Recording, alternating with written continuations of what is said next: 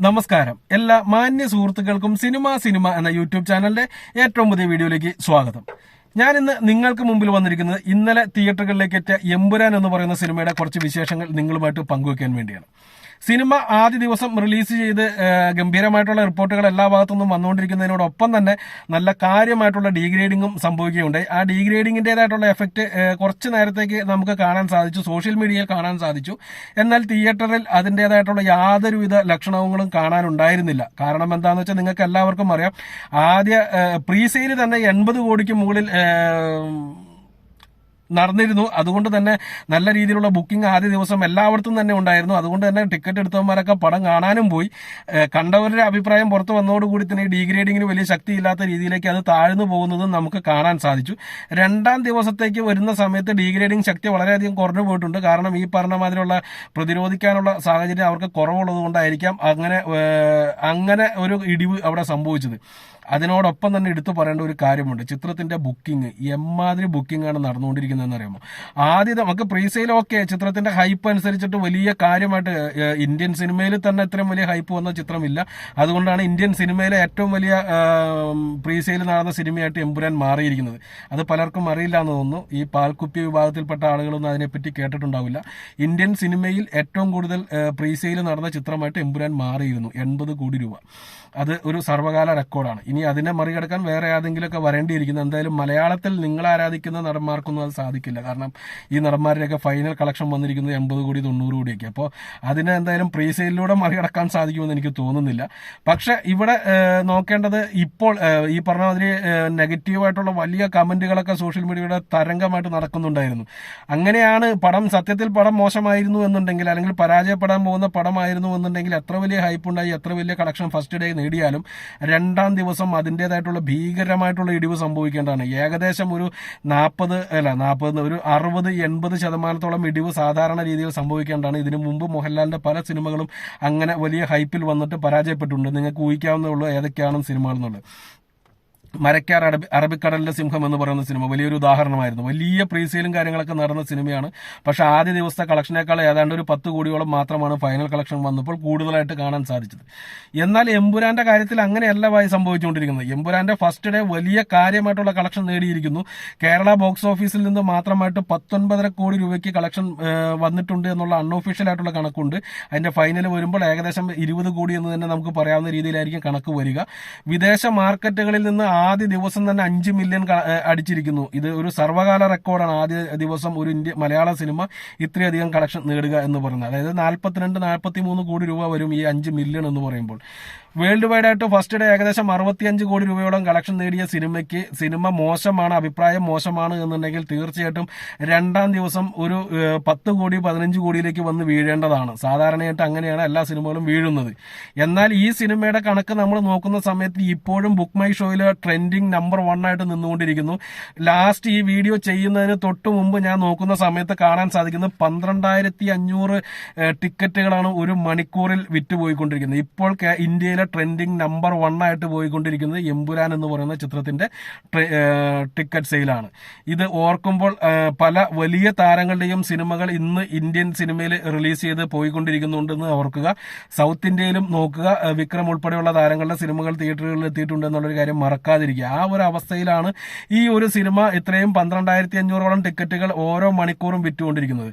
Last 24 മണിക്കൂറിലെ record എടുത്ത് നോക്കുന്ന സമയത്ത് 3,78,000 ടിക്കറ്റുകളാണ് വിട്ടുപോയിരിക്കുന്നത്. ആലോചിക്കേണ്ടത് ഇത് രണ്ടാം ദിവസത്തെ കണക്കാണ് പറയുന്നതെന്നാണ്. അതായത് ആദ്യ ദിവസം പടം മോശമാണെന്നുള്ള റിപ്പോർട്ട് വന്നു, ജനങ്ങൾ അത് അംഗീകരിച്ചിട്ടുണ്ട് എന്നുണ്ടെങ്കിൽ രണ്ടാം ദിവസവും ബുക്ക് ചെയ്യുന്നവർ വെറും മണ്ടന്മാരല്ലേ സുഹൃത്തെ? അപ്പോൾ അവരത് വിശ്വസിച്ചിട്ടില്ല എന്ന് വേണ്ടേ മനസ്സിലാക്കാൻ. രണ്ടാം ദിവസം മറ്റൊരു റെക്കോർഡ് കൂടി ചിത്രം തൂക്കിയിട്ടുണ്ട്. ഫസ്റ്റ് ഡേ മലയാള സിനിമയിലെ കേരള ബോക്സ് ഓഫീസിലെ സകല റെക്കോർഡുകളും ഫസ്റ്റ് ഡേ തൂക്കിയ ചിത്രത്തിന് രണ്ടാം ദിവസത്തെ റെക്കോർഡ് നിന്നിരുന്നത് ലിയോയുടെ പേരിലായിരുന്നു. 5 കോടി 85 ലക്ഷം രൂപയാണ് ചിത്രത്തിന് രണ്ടാം ദിവസത്തെ ടിക്കറ്റ് ബുക്കിങ്ങിലൂടെ കിട്ടിയത്, പ്രീ സെയിലായിട്ട് കിട്ടിയത്. രണ്ടാം ദിവസത്തെ സെയിൽസ് ഞാൻ ഈ പറഞ്ഞ ബോക്സ് ഓഫീസ് കണക്കല്ല. രണ്ടാം ദിവസം 5 കോടി 85 ലക്ഷം രൂപയാണ് ലിയോ എടുത്തത് എന്നുണ്ടെങ്കിൽ ഇതുവരെ രണ്ടാം ദിവസം വിറ്റുപോയിരിക്കുന്നത്. സമയം കഴിഞ്ഞിട്ടില്ല, ഞാൻ ഈ വീഡിയോ ചെയ്യുന്നത് 3:39 വേണേ സമയം കാണിച്ചു തരാം. അപ്പൊ ഈ സമയത്ത് ചിത്രം ഇതുവരെ വിറ്റുപോയിരിക്കുന്നത് 7,06,00,000 രൂപയുടെ ടിക്കറ്റാണ്. 7,06,00,000 രൂപയുടെ ടിക്കറ്റ് ഈ ഉച്ച കഴിഞ്ഞപ്പോഴേക്കും ചിത്രത്തിന് വിറ്റുപോകാൻ സാധിച്ചിട്ടുണ്ട് എന്നുണ്ടെങ്കിൽ രണ്ടാം ദിവസത്തെ ബോക്സ് ഓഫീസ് കണക്ക് വരുന്ന സമയത്ത് തീർച്ചയായിട്ടും ഉറപ്പിച്ചോളൂ, ചിത്രം ഏകദേശം 10 കോടിക്ക് മുകളിൽ രണ്ടാം ദിവസവും കേരള ബോക്സ് ഓഫീസിൽ നിന്ന് നേടും എന്നുള്ളത്. ഇനി അത് വർക്കിംഗ് ഡേ ആണെന്നുള്ളത് ഓർക്കുക. ഇന്ന് അവധിയൊന്നുമല്ല, വർക്കിംഗ് ഡേ ആണ്, വെള്ളിയാഴ്ചയാണ്. അപ്പോൾ നാളെയും മറ്റന്നാളത്തെയും കണക്ക് നോക്കുന്ന സമയത്ത് ആ 2 ദിവസം കൂടി 10 കോടിക്ക് മുകളിൽ കളക്ഷൻ നേടാനും അതുപോലെ തന്നെ ഞായറാഴ്ച 15നോ 20നോ അടുത്ത് കളക്ഷൻ നേടാനുമുള്ള സാധ്യതയുണ്ട്. ഞായറാഴ്ച കേരളത്തിൽ ടിക്കറ്റുകളില്ല. ഇനി ആരെങ്കിലും ക്യാൻസൽ ചെയ്യുകയാണെങ്കിൽ കിട്ടും. അല്ലെങ്കിൽ ഈ പറഞ്ഞത് ഞങ്ങളുടെ അടുത്തൊരു തിയേറ്റർ ഉണ്ട്, ജവഹർ എന്ന് പറഞ്ഞിട്ട്. അവിടെ ഏത് സിനിമ ഇറങ്ങിയാലും നമുക്ക് എപ്പോൾ വേണമെങ്കിലും ടിക്കറ്റ് കിട്ടും. കാരണം ആകെ ഒരു 10 പേരെ പടം കാണാൻ ഉണ്ടാവുള്ളൂ.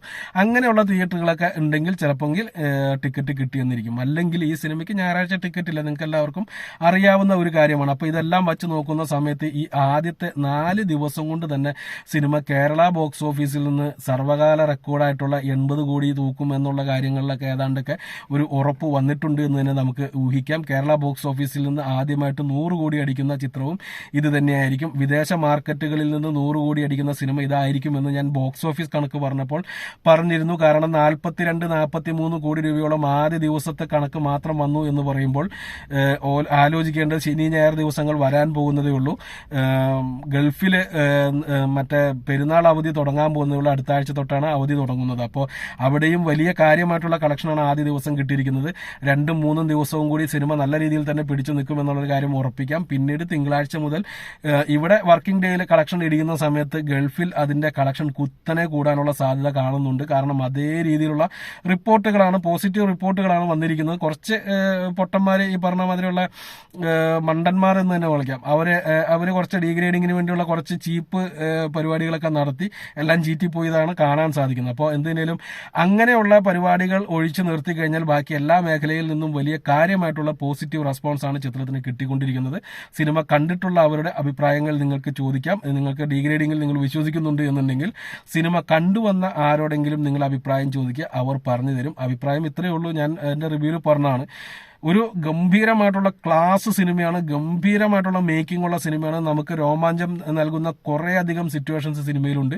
ഒരു നെഗറ്റീവ് പറയാനുള്ളത്, മോഹൻലാലിന്റെ സ്ക്രീൻ സ്പേസ് വളരെയധികം കുറഞ്ഞു പോയി. അപ്പോൾ ഒരു കടുത്ത മോഹൻലാൽ ആരാധകൻ മോഹൻലാലിന്റെ 1 മാൻ ഷോ കാണാനായിട്ട് സിനിമയ്ക്ക് ടിക്കറ്റ് എടുക്കുകയാണെങ്കിൽ നിങ്ങൾ നിരാശപ്പെടും. അല്ല എന്നുണ്ടെങ്കിൽ നിങ്ങൾക്ക് നല്ലൊരു മലയാളം സിനിമ കാണാം, നല്ലൊരു ത്രില്ലർ സിനിമ കാണാം, നല്ലൊരു ആക്ഷൻ പടം കാണണം. ഏത് രീതിയിൽ നോക്കിയാലും നമ്മളെ ഞെട്ടിച്ച് കളയുന്ന ഒരു പോയിന്റിൽ പോലും നമുക്ക് തോന്നിയിട്ടില്ല ഇതൊരു മലയാള സിനിമയാണ് കണ്ടുകൊണ്ടിരിക്കുന്നത്. അത്ര ഗംഭീരമായിട്ടുള്ള സിനിമയാക്കി ഈ സിനിമയെ മാറ്റിയെടുത്തിട്ടുണ്ട്. തീർച്ചയായിട്ടും നിങ്ങൾ കൊടുക്കുന്ന 150 രൂപയ്ക്ക് ഗംഭീരമായിട്ടുള്ള റിസൾട്ട് തന്നെയായിരിക്കും സ്ക്രീനിൽ നിന്ന് കിട്ടുക, അത് ഗ്യാരണ്ടി. അപ്പോൾ പടം കാണാൻ ആഗ്രഹിക്കുന്നവർ പോവുക. നിലവിലെ അവസ്ഥയിൽ ഇതുവരെയുള്ള എല്ലാ റെക്കോർഡുകളും ചിത്രം തൂക്കിയിട്ടുണ്ട്. ഫസ്റ്റ് വീക്കെൻഡിനുള്ളിൽ തന്നെ 2 ദിവസം കൊണ്ട് തന്നെ വേൾഡ് വൈഡ് 100 കോടി കടക്കാൻ പോവുകയാണ്. ഇന്നത്തോട് കണക്ക് വരുമ്പോൾ 100 കോടിക്ക് മുകളിൽ കിട്ടുമെന്നുള്ള കാര്യം ഉറപ്പായിട്ടുണ്ട്. 4 ദിവസത്തിനുള്ളിൽ തന്നെ 150-ന് മുകളിലേക്ക് പോകുമെന്ന് തന്നെ നമുക്ക് വിശ്വസിക്കാം. എങ്ങനെയാണ് എന്നുള്ളത് കണ്ടു തന്നെ ഇരിക്കാം. എന്തിനേലും 300 കോടി എന്ന് പറയുന്ന മാർജിനിലേക്ക് സിനിമ എത്തുമോ എന്നുള്ളതാണ് ഇനി അറിയേണ്ടത്. എത്ര കിട്ടിയാലും സിനിമ സാമ്പത്തികമായിട്ട് സക്സസ് ആവുമെന്ന് എനിക്ക് തോന്നുന്നില്ല. കാരണം അതേമാതിരി പൈസ ഇറക്കിയിട്ടുണ്ട്.